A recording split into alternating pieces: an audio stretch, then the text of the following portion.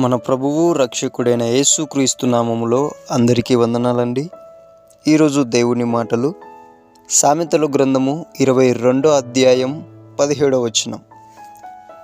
చెవియొగ్గి జ్ఞానుల ఉపదేశము ఆలకింపుము, నేను కలగజేయు తెలివిని పొందుటకు మనస్సు నిమ్ము.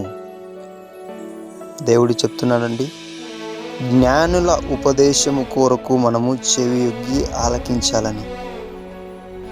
అలాగుననే మనకు దేవుడు తెలివిని అనుగ్రహించాలంటే మన మనస్సు ఆయనకు ఇవ్వాలని దేవుడు చెప్తుంటున్నాడు. రే దేవుని బిడ్డలారా, ఈ లోకంలో సినిమాలు వింటాం, వ్యర్థమైన మాటలు వింటాం, ముసలమ్మ ముచ్చట్లు వింటాం, అన్నీ వింటాం. కానీ జ్ఞానులు చెప్పే ఉపదేశములను తృణీకరించి మన జీవితానికి అర్థం లేకోకుండా చేసుకుంటున్నాం. నిజం కాదంటారా?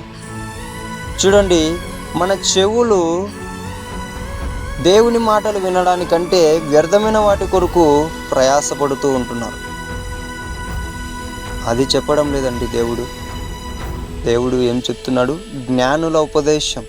ఎవరైతే దైవ సేవకులు జ్ఞానాంశములను బోధిస్తున్నారో ఆ మాటలకు నీవు చెవి ఎగ్గినట్లయితే దీవించబడతావు.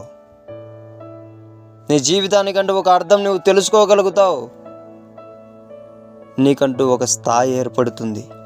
ప్రియ దేవుని బిడ్డలారా, ఇన్నాళ్ళు మనస్సు లోకం వైపు ఉందేమో, లోక ఆచారాల వైపు ఉంటున్నదేమో, కానీ నీ మనస్సు దేవుని వైపు తిప్పుకో, నీకు తెలివి వస్తుంది.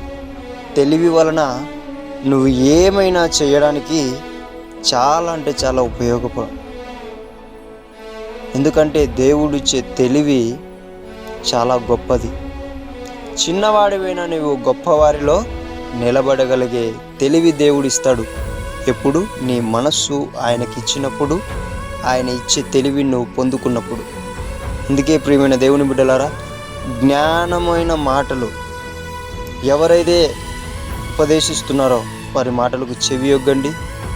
అలాగుననే దేవునికి మీ మనస్సునిచ్చి దేవుడిచ్చే తెలివిని పొందుకొని ప్రతి ఒక్క దైవికమైన ఆశీర్వాదం పొందుకొని దేవుడిచ్చే తెలివిని పొందుకొని దీవించబడాలని, ఆశీర్వదించబడాలని దేవుని పేట మనవి చేసుకుంటున్నానండి. దేవుడి మాటలను దీవించునుగాక. ప్రార్థించుకుందాం. మహాగణుడమైన మా తండ్రి, మీకు వందనాలయ్యా.